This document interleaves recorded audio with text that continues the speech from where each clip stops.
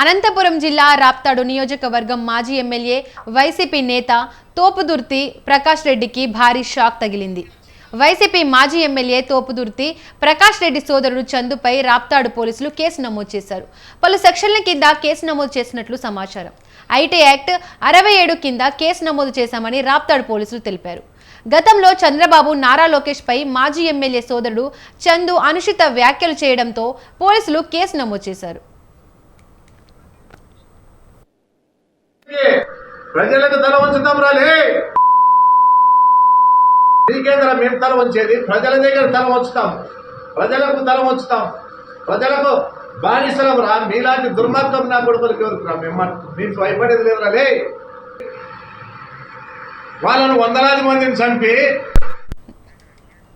YCP ప్రభుత్వంలో Raptadu MPDO కార్యాలయంలో చంద్రబాబు లోకేష్ పై మాజీ ఎమ్మెల్యే సోదరుడు చందు అమానవీయ వ్యాఖ్యలు చేశాడు.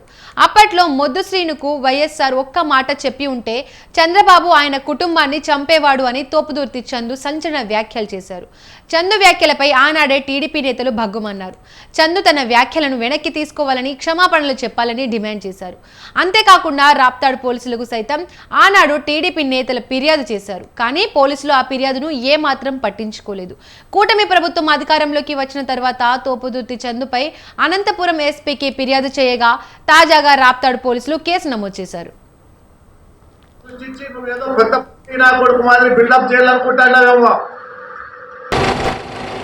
సోదరుడు తోపుదుర్తి చంద్రశేఖర్ రెడ్డి ఆలియాస్ తోపుదుర్తి చందు పైన కఠిన చర్యలు తీసుకోవాలని చెప్పి జిల్లా ఎస్పీ గారికి ఫిర్యాదు చేయడం జరిగింది. ముఖ్యంగా విద్యాశాఖ మంత్రి అయినటువంటి నారా లోకేష్ బాబును కూడా పప్పుగాడని చెప్పి అనేక మాటలు మాట్లాడి ఒక బెదిరింపులకి భయభ్రాంతులకు చేసి మరి అందరినీ కూడా బెదిరించడం జరిగింది.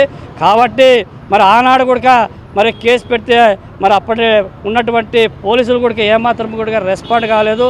కాబట్టి ఇప్పుడు మరి ఈ జిల్లా ఎస్పీ గారికి వారిపైన ఫిర్యాదు చేయడం జరిగింది. మరి జిల్లా ఎస్పీ గారు కూడా సానుకూలంగా స్పందిస్తూ మరి ఇలాంటి వారిపైన కఠిన చర్యలు తీసుకుంటాం, మరి వారికి న్యాయం చేస్తాం, ప్రతి ఒక్కరికి కూడా భవిష్యత్తులో ఇలాంటి మరి మాటలు మాట్లాడుకోకుండా కఠినమైన చర్యలు తీసుకుంటామని చెప్పడం జరిగింది. కాబట్టి ఎస్పీ గారి మాటలు కూడా స్వాగతిస్తున్నాం.